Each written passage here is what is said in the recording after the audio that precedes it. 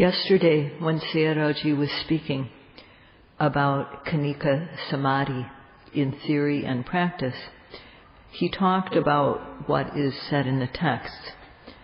And in doing so, he left out one important word, which is ekakarena. Khanika Samadhi is described as nirantarang ekakarena pavuttamano. So Sayadaw didn't explain this yesterday. Ekakarena means it means in a single manner. So Khanika Samadhi, when it makes the mind stable, making it free of the nivaranas, it's described as pavuttamano, that it flows like a river without a break. And Sayadaw mentioned yesterday how, using the analogy of strands of fiber that are made into a rope, and because they are tightly wound together, this resulting rope is very strong. And with Khanika Samadhi, the strength it has is similar when it occurs continuously, one moment after another. So this is very important, that Khanika Samadhi has to occur continuously to have strength. And the word that is used to describe how it occurs is ekakarena. That means it looks as though it's one single thing. It's occurring in the same way all the time. So on each new object, so there are ever new arising objects, each one different from the other, rising, falling, sitting, touching, bending, stretching, leaning, moving the head, blinking, opening and closing the eyes. And these are the labels that we use for such things, but what we are watching is paramattha.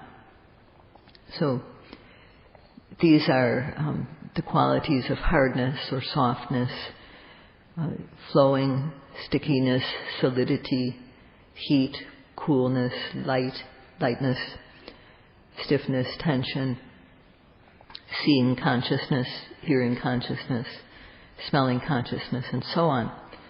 So all these, the labels we use are words for what is really experienced.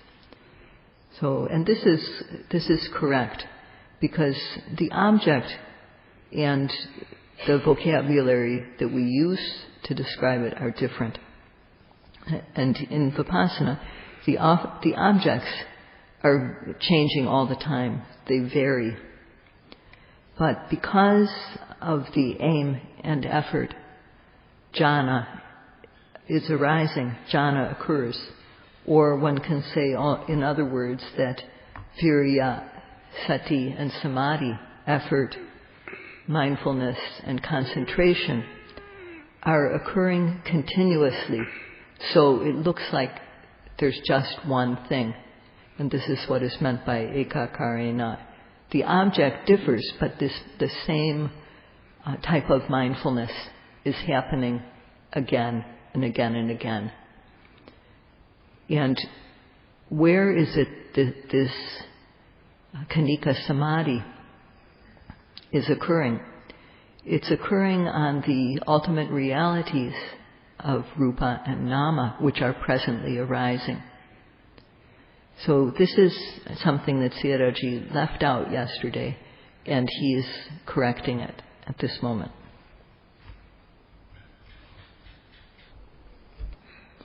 Yogis who are practicing Vipassana are developing Khanika Samadhi, and this is described in the text as Kanamatatitiko Samadhi. So let's say that every new object arises each second. Let's just say that there's one new object per second. And 1 second after another, one applies aim and effort and observes the object. And the mind falls collectedly on the object. So this is samadhi. And this type of samadhi is called khanika samadhi. The word khanika samadhi is explained as kana mata titiko, which means that it is established every minute, every second, every new object. It's established again and again.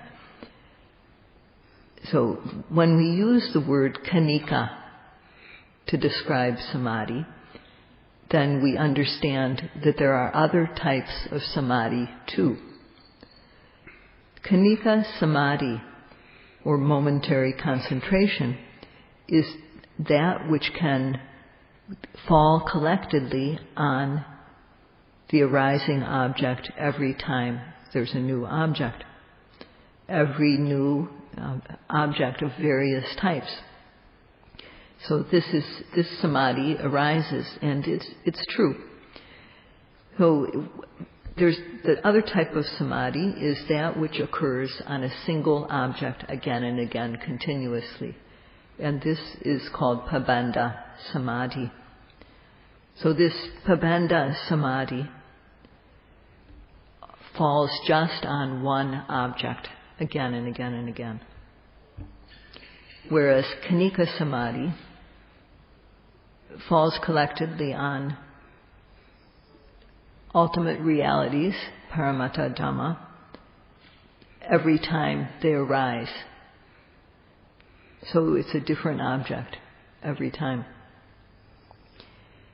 And the first type of these two, Paṇḍitā Samadhi, takes as its object a concept, whereas Khanika Samadhi takes as its object ultimate reality.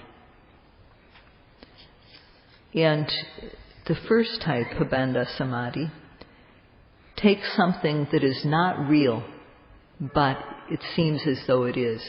So this object, the conceptual object, is not a real object. It's not, but it seems as though it is. Whereas Khanika Samadhi takes as its object something that is really there and sees it as it really is. So that is how these two types of samadhi differ.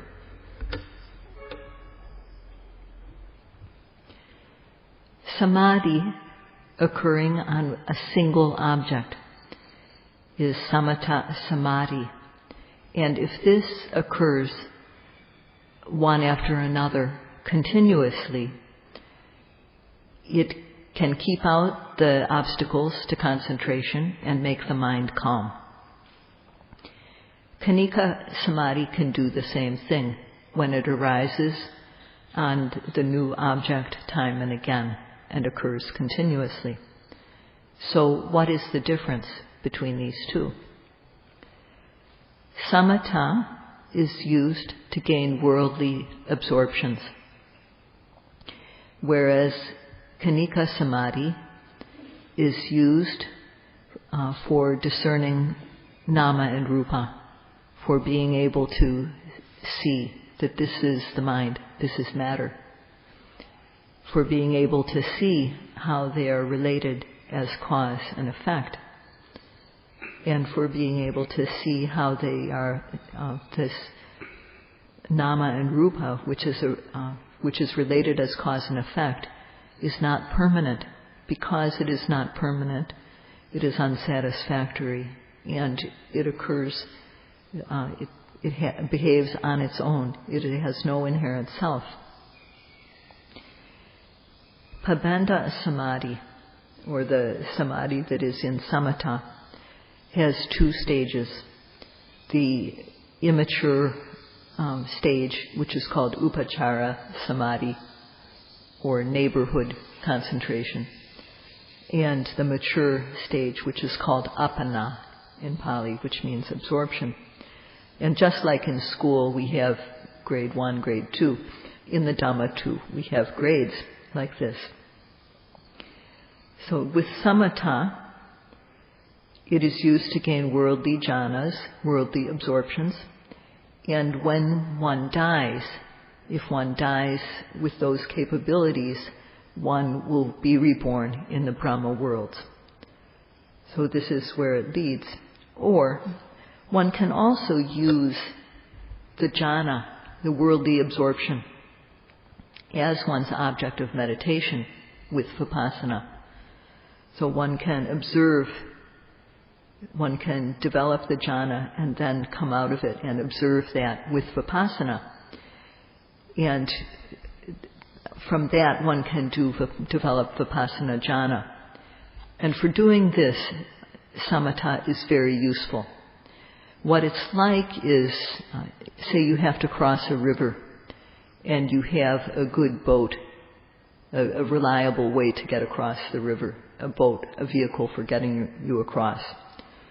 Taking that boat is easier than having to swim across the river by yourself. So this using samatha as a base for doing Vipassana makes it easier. But when you swim across the river yourself, although it is more tiring, you gain good experience and you rely on your own strength.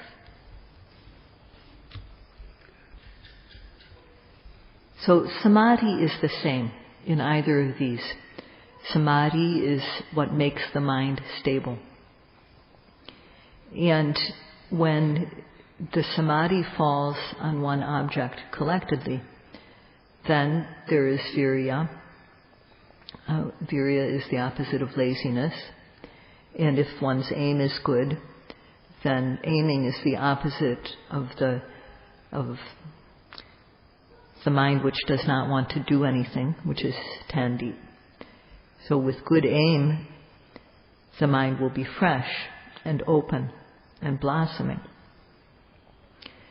So virya is that which gets the best of laziness.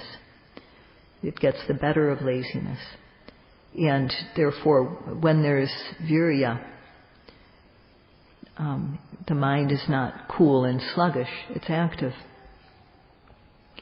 When we practice Vipassana, virya, ardent effort, always gets the upper hand over laziness.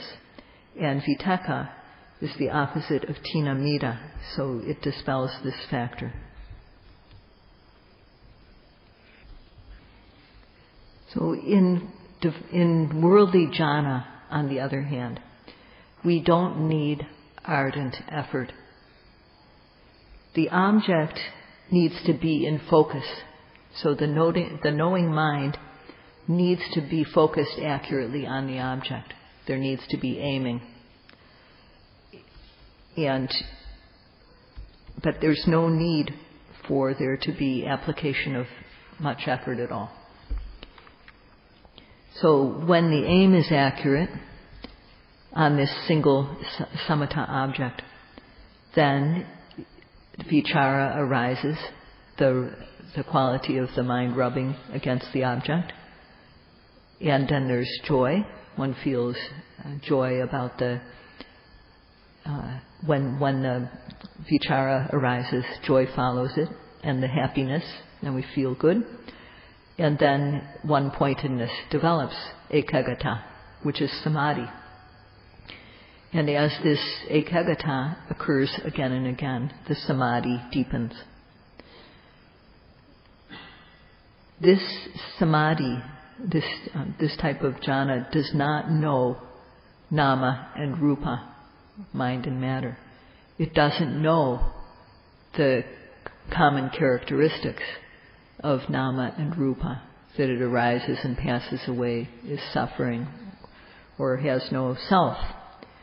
Knowledge is arising when there is samatha jhana, but it is not knowledge which can know nama and rupa. It is called jhana samaditi, right view, that is present in jhana. So it is knowledge which occurs together with the jhanic factors and which knows correctly. That is what is meant by Jhana Samadeti. This Jhana Samadeti, the knowledge occurring in Samatha Jhana, does not know the truth of suffering, does not know the truth of the cause of suffering, does not know Nirodha, the truth of the cessation of suffering, does not know the truth of Magga, the path of practice that leads to the cessation of suffering. So without knowledge, there is avijja. Well, what can happen is that one thinks that this jhana is pleasant. One doesn't see that it is suffering. And this is what can happen even when people die and go to the Brahma worlds due to their jhana. They have this seed of avijja, of not knowing things as they are. So one thinks that this jhana is pleasant, and therefore one doesn't see it as it is. Therefore one thinks it is pleasant and is not free of this ignorance. So one either sees it, doesn't see it as suffering, which is the way it really is, and instead one thinks it as something different. One thinks it is pleasant. So as when one has a cataract, one can't see very well where one is going and can go the wrong way. So it is the same way with ignorance, which is not eliminated by jhana samadeti. So without vijja, knowledge, which can see what is really there, then one has wrong view. One tends to have, there's attachment. One doesn't see correctly, and then one becomes attached to seeing wrongly, which is called dedupadana. So the view of self, or Sakaya Deity, this adding the view of self to the nama and rupa, which is really there, can arise. And in the Brahma world, Brahmas, it happens sometimes that they think they don't die. They think that they live forever. And this is because they have wrong view, and they see things as having an atta, a self, and then once there's the wrong view of atta, self, then there will be craving, attachment to that tanha, and they crave life. They do jhana practice because they like this. And instead of getting an end to new life, what they have is ignorance, and then craving, and then clinging. Avijja, tanha, and upadana. So because of these, the jhanas are developed, and then new life arises from that. Vipassana samadeti, that is the knowledge that occurs in Vipassana jhana, is not like this. So when we practice Vipassana,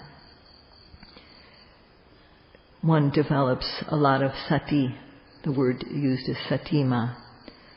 When one practices Vipassana and develops the Vipassana jhana, one is able to note continuously. And because of this, one's kanika samadhi becomes good. And from this base, knowledge arises. One is then able to come to see that there is nama and rupa.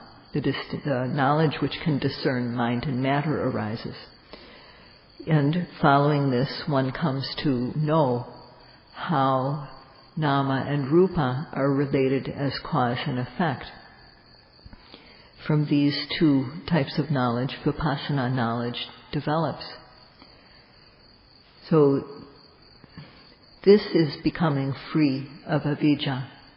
developing knowledge like this.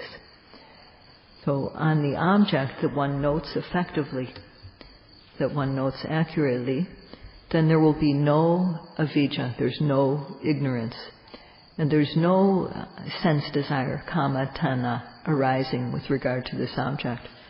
There's no upadana, no clinging with regard to the object that one notes effectively. So this is what happens in the practice. And therefore it's said that Vipassana Samadhi goes the right way. It leads to the truth, it goes to the truth. And this is quite evident.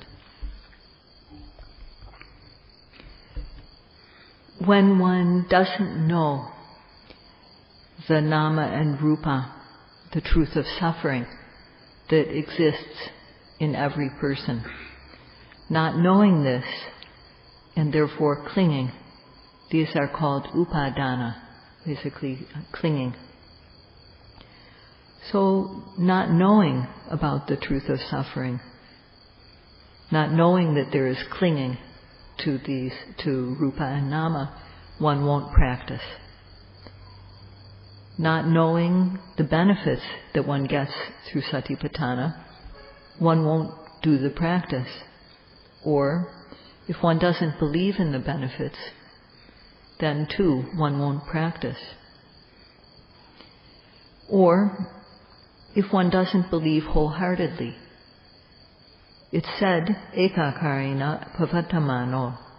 That means that kanika samadhi needs to occur continuously, as though it seems to be unbroken.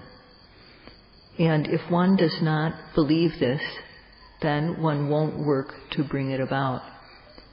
And a person who practices in this way half-heartedly, if they practice for 1 week or 2 weeks, 1 month, 2 months, it's not going to make any difference. If one spends time thinking instead of noting, their practice is not going to develop. It's said that this kanika samadhi needs to be nirantaram, without a break. It needs to be occurring all the time, except for when we're asleep. And only if we work like this does energy develop.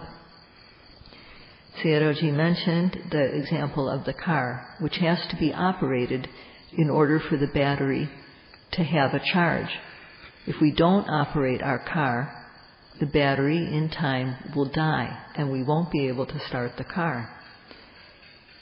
On the other hand, if we use the car regularly, keep it running, the battery will always be charged up. So, same too with our practice. Our practice has to be, our noting mind, observing mind has to be active. And only then will energy develop. Otherwise, our mental battery will die. And among this present group of yogis, Sayadaw sees some yogis who are like this car that is not being run continuously. And this is a warning for such yogis to be careful. Of the Four Noble Truths, the first two occur in every person who is not yet free of kilesas. The rupa and nama, mind and matter, that occur in our being are the truth of suffering. And not knowing these as suffering, one takes pleasure in them. So these are the first two noble truths, suffering and its cause. These two truths are in all of us. The last two truths are not yet our concern. So how do we come to see these first two truths?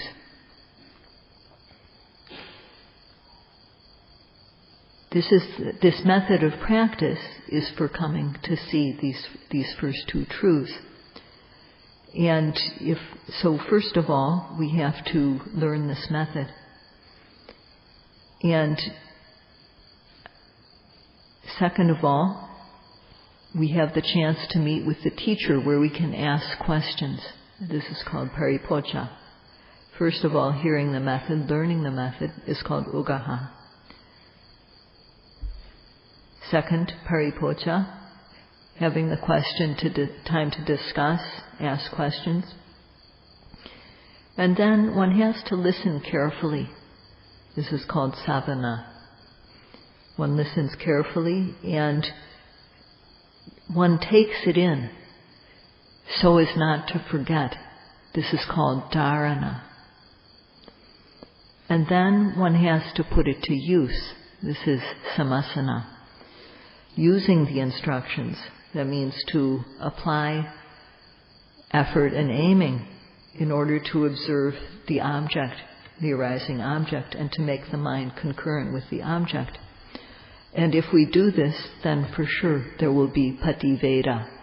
There will be penetrative knowledge. So, first of all, this is what we have to do, learn the method. And second of all, ask questions if we don't understand something. Third, listen carefully. And then fourth, we have to listen and take it in, and then we have to do according to the instructions. And this, when one can do this, then this is the quality of being easy to teach, sovachasata. That means that when the teacher speaks and explains something or gives some instruction, and one comes to understand it, then one actually applies it. It's very important to have this quality of being teachable. One can't just do what one likes to do. Some people here are like this. They just do what they want.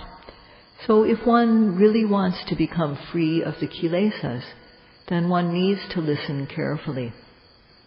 And one needs to take it in. Really take it to heart. And then one needs to use it with samasana. One has to apply aiming and effort in order to observe the arising object. And that is basically employing the practice. And when one does this, the mind will fall collectedly on the object, and one will come to know nama and rupa, mind and matter, and how they are related as cause and effect. If instead of doing this, if instead of listening, taking things in, putting the instructions to use, if one doesn't do this but then thinks, oh, I'll just go try some other method, or if one just applies the method for a while and then stops, starting and stopping, or if one doesn't do what is being instructed, then it's better not to continue practice now. It's better to just leave quickly. For all of us, only if we do a suitable job in the way it needs to be done will we get paid for our work. And we can't just take it easy and lie in the shade when we need to be working. So the Dhamma is the same way. And if we do the work full time, then we will get a clean mind and we will develop knowledge. We can't just take it easy. The first two of the Noble Truths are difficult to see, and therefore they are profound. But even though they are very profound, difficult to see and therefore profound, they become easy to see when the nivaranas, the opposing factors, are dispelled. It is said, patipeka vidamanena supakato bhuveya. So they become easy to see, and the reason for the two Noble Truths becoming easy to see is this patipeka vidamanena.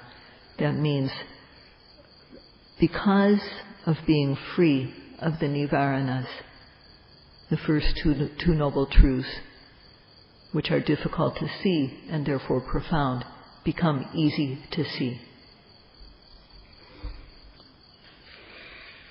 It is said, patipeka vidamanapana, samapatipatibada. That means that becoming free of the opposing factors is connected with the correct practice. The kilesas have been following us throughout lifetimes in samsara. But with the correct practice, one can eliminate them. Eliminating the transgressive kilesas is connected with the practice of sila. It depends on the practice of sila. And eliminating the kilesas that occur in the mind depends on the practice of jhana, applying effort to observe the object so that sati arises and sticks with the object, and aiming so that the mind is in focus, and the mind falls collectedly on the object. With this, the training of samadhi, the kilesas that arise in the mind are eliminated. So only with the correct practice of the training of samadhi will these kilesas in the mind be eliminated. With this basis of samadhi, sila and samadhi, one develops knowledge in stages. If one aims accurately, one will surely come to see correctly. And when samadhi is developed, knowledge will follow. So with these three trainings of sila, samadhi, and panya, the elimination of the gross, medium, and refined levels of kilesas depends upon the correct practice of these three trainings of sila, samadhi, and panya. Without these three trainings, there is no way that one will ever be able to eliminate these three grades of defilements, the gross, medium, and refined. It is said, Dhamma savanadina. That means that this correct practice is connected with listening to the Dhamma. So correct practice is not separate from listening to the Dhamma. It is connected with listening to the Dhamma. So the instructions of the correct practice include how to keep sila. In order to keep sila, what do we do? And how to keep the mind clean. How to develop the factors of the samadhi khandha. If we do this, then knowledge will develop. So these are the instructions that are contained that are part of the correct practice. And it is said, savanadina, sadhamma savanadina. One has to listen carefully to the Dhamma of the wise, and our ability to practice correctly does not happen without this listening to the Dhamma carefully. So that means that one needs to listen carefully, not just to the Dhamma talks, but to the teachers who are helping the yogis individually. If one really wants purity, then one needs to listen carefully to the method, and only then will one learn the method fully. 10 Satri cha dhame cha pasadayatang. This is what the text continues to say. This listening to the true Dhamma, depends on our respect for the teacher who revealed the path and for the practice of the path itself. If one doesn't know the qualities, the virtues of the one who revealed this method, And especially if one doesn't know the qualities or the virtues of the Dhamma, then one will waver about doing the practice. If one knows the true qualities of the Dhamma, one will certainly revere it. If one really wants peace, one needs to look for a good teacher. And the Buddha was the great teacher of his time. The Dhamma that he taught is still here. And although one might not have faith in an individual, one needs to have faith in the practice of the Dhamma. One can't be half-hearted about it. Knowing the virtues of the teacher or of the method of the practice, one still needs to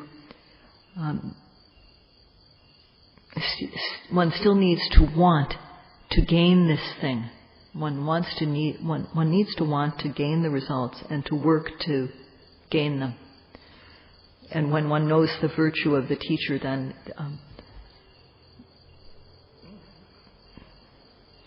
this desire can arise. But there's one last section of this Pali that Sayadaw has been explaining, and as there's not more time today, he's going to have to continue it tomorrow night. But he leaves with these words.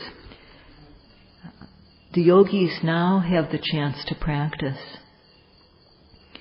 And Sayadaw hopes that the yogis will work to know the truth of suffering and its cause by observing every arising object with effort and aiming, so that the factors which dispel the nivaranas, the obstacles to concentration, will be overcome. So Sayadaw hopes that all of you will be able to develop Vipassana Jhana using the method of Satipatthana and be able to practice to see the noble truth of suffering and the truth of its cause, which are difficult to see and very profound because of that. Sayadaw hopes that you will be able to see them. That's all for today. Sadhu, sadhu, sadhu.